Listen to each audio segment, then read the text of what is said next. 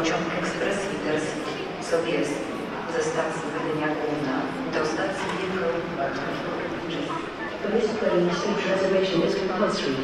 Carriages number 348, 349, 350 will stop in first sector. Carriages number 352, 353 will stop in second sector. Please stand away from the platform edge.